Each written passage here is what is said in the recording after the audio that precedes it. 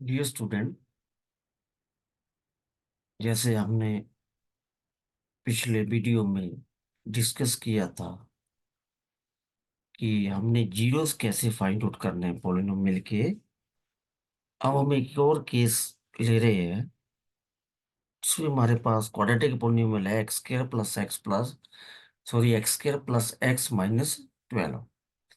जब मैंने इसको जनरल पॉलिनोमियल से कंपेयर किया तो A is equal to 1, B equal to +1 and C is equal to -12। अब यहाँ पे मेरे पास मिडिल टर्म +1 है।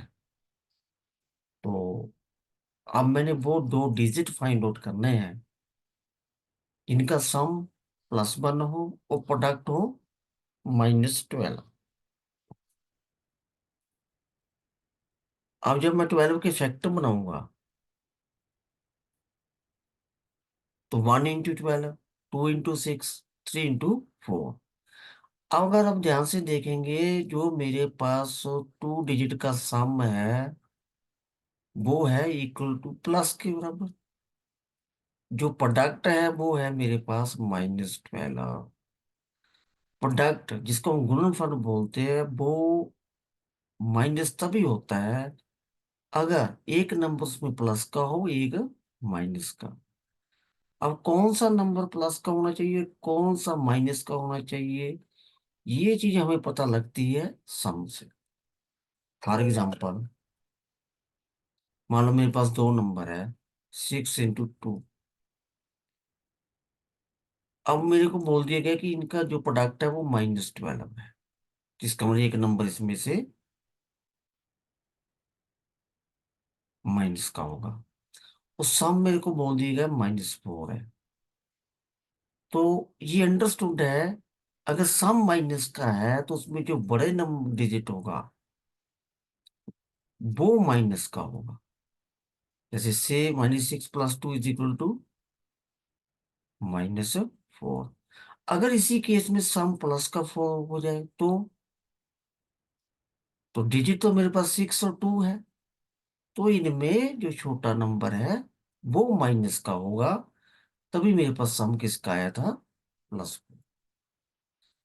तो ये साइंस से हम वेरीफाई कर सकते हैं कि जो दो डिजिट का सम है वो पॉजिटिव है या नेगेटिव है। अब इस केस में मेरे पास जो सम है वो प्लस का है। इसका मतलब ये हुआ कि जो छोटा नंबर है वो माइनस का होना चाहिए। अब इन तीनों में से डिसाइड करना है कि कौन माइनस का होगा।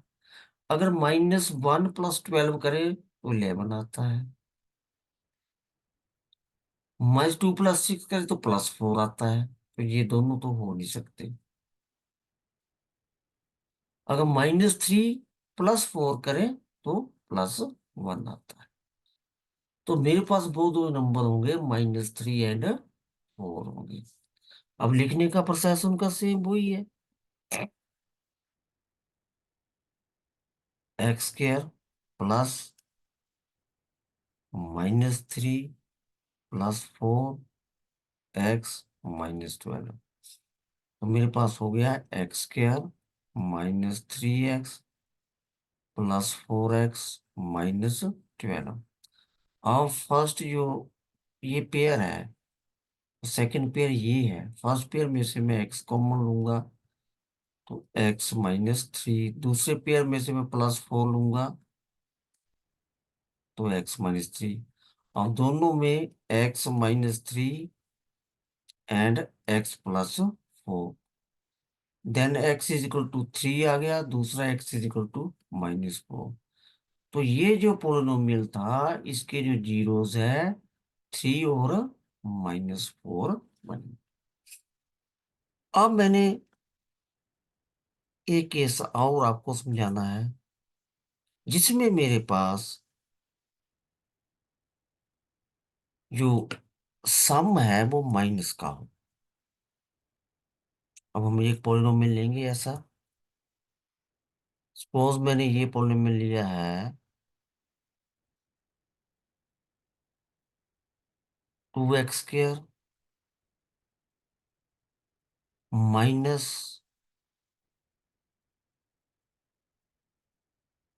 4x।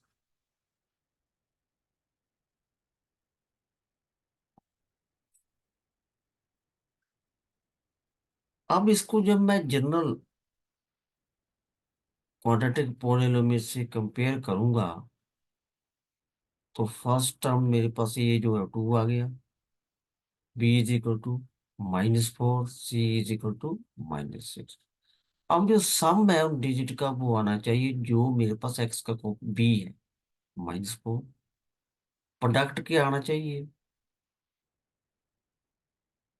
A multiply C. ए कितना है? 2 है। सी कितना? -6। वो आना चाहिए -12।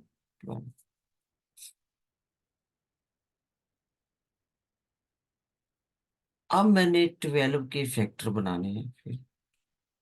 वही फैक्टर 1 × 12, 2 × 6, 3 × 4। अब मेरे पास जो प्रोडक्ट है वो नेगेटिव आ रहा है। नेगेटिव मीन्स एक नंबर प्लस का, एक नंबर माइनस, तभी माइनस आया। अब उनमें कौन नंबर प्लस का होगा, कौन माइनस का होगा, ये बताएगा हमें सम। अगर सम माइनस का है तो जो बड़ा नंबर है वो किसका होना चाहिए? नेगेटिव। अब मैं इसको करूंगा तो प्रोडक्ट तो वही है। सम 1 - 12 -11, 2 - 6 -4। तो सम कितना चाहिए? -4। तो फर्स्ट वाला नंबर हम नहीं लेंगे, तो कौन से डिजिट लेंगे? 2x² +2 - 6। इसी मिडिल टर्म को मैंने स्पेल्ड किया है। 2x² +2x -6x -6। अब इन दो का पेयर बन गया। इसमें मेरे पास 2x कॉमन आया तो बना x+1। इनमें दोनों में से -6 कॉमन आया तो x+1। तो मेरे पास फैक्टर बने x+1, 2x - 6। तो x+1 = 0, x = -1। 2x - 6 = 0, 2x = 6, then x = 6/2 which is equal to 3। तो इन दोनों नंबर के जो जीरो बने हैं वो -1 एंड 3 बने हैं। अब मैं फिर आपको रिवर्स करके बताता हूँ।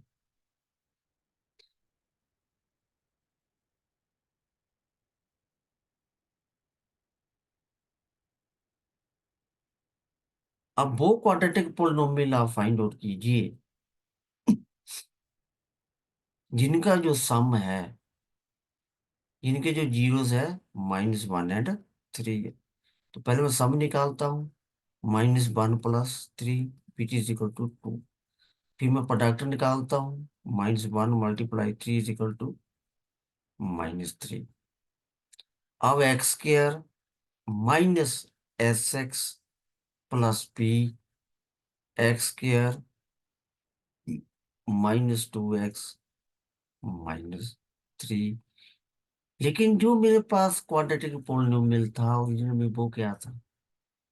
2x² -4x -6।